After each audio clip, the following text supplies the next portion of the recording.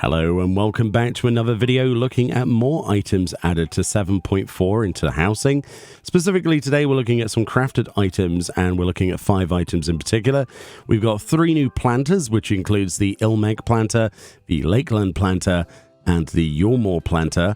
These are crafted with Alchemist. So if we go onto our Alchemy, as you can see here, the Ilmeg planter then is using that of the first seedling, as well as growth formula lambda, sealer lumber, granite, and humus. And then we have a similar story with the others as well, where instead they are using ginseng lumber, for example, for the Lakeland one.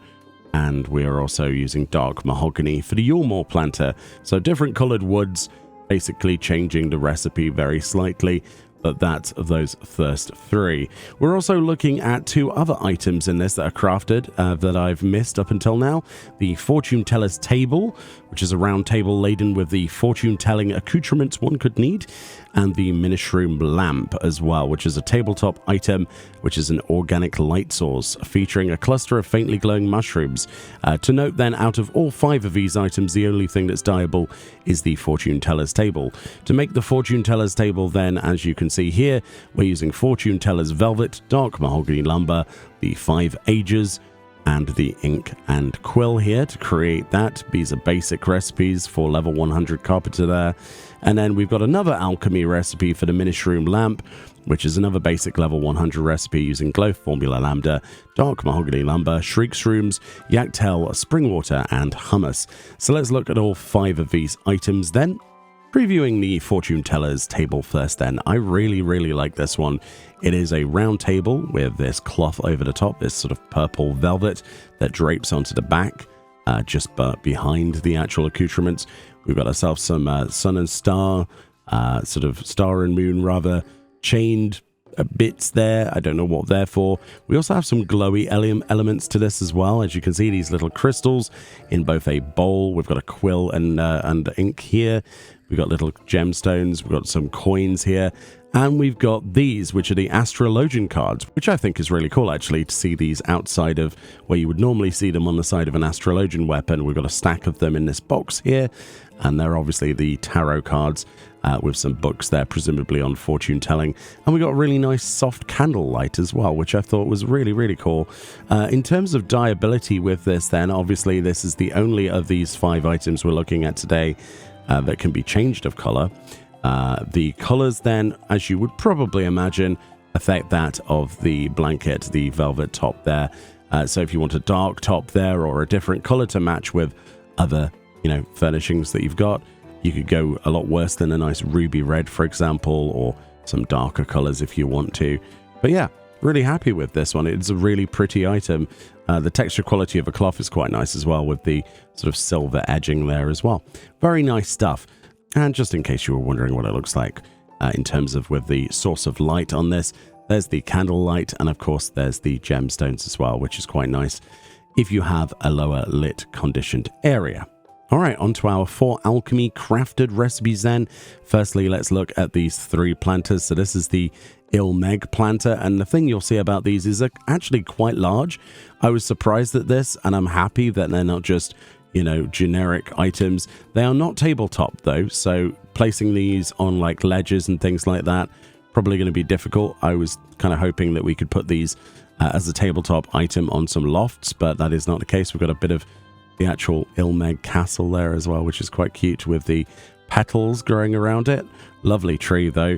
And then of course for the Lakeland one, following suit with that, we have a completely different design. We have a Lakeland barrel, which is even taller. But if you've always wanted to have the Lakeland bright purple flowers, well, petals, right, of that tree inside your property as well as outside, you can now do so. The barrel's quite nice as well. It's a shame this isn't dyeable. It would be really cool to change the color of that. And as you can see, we've got little leaves in the base of the basin rather there of the barrel. And then we've got the Yormorian one, which is a little bit smaller. It's kind of like the medium-sized one, but we've got that beautiful sort of golden autumnal leaves on there. Looking really nice. There's some interesting textures on that. I don't know if it's coming through on, YouTube. And then we've got what appears to be an apple and a basket, barrel rather, full of coins So, yes, obviously, it's fairly obvious which one that is, isn't it? The Decadence and the tree of money, basically, a money tree. Those are really nice items, though. And then, additionally, we also have the Minishroom lamp, then, which is a light source. And as you can see already, it's lighting things up as I bring this to the environment, which is really, really nice. And it's quite a nice freestanding thing. It reminds me sort of like, not necessarily of a bonsai, but yeah, I think I've seen something like this. And especially if you wanted to make a pond, like an indoors pond, you're looking for some different kinds of foliage to go with it.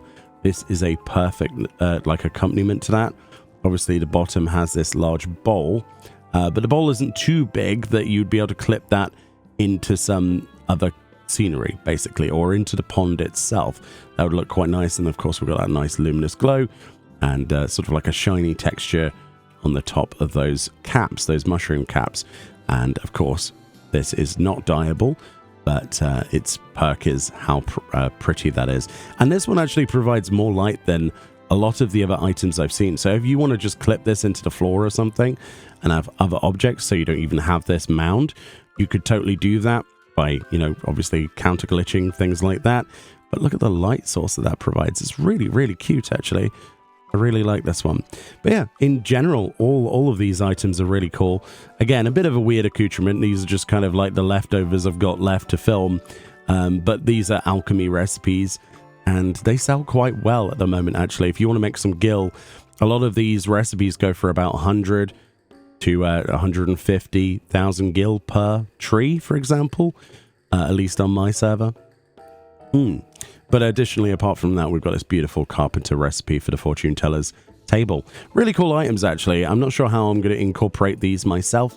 The most likely one is going to be the Minishroom. That's going to look really cool, actually, if I make an indoor pond area downstairs or something. Anyway, let me know if you've got any of these yet.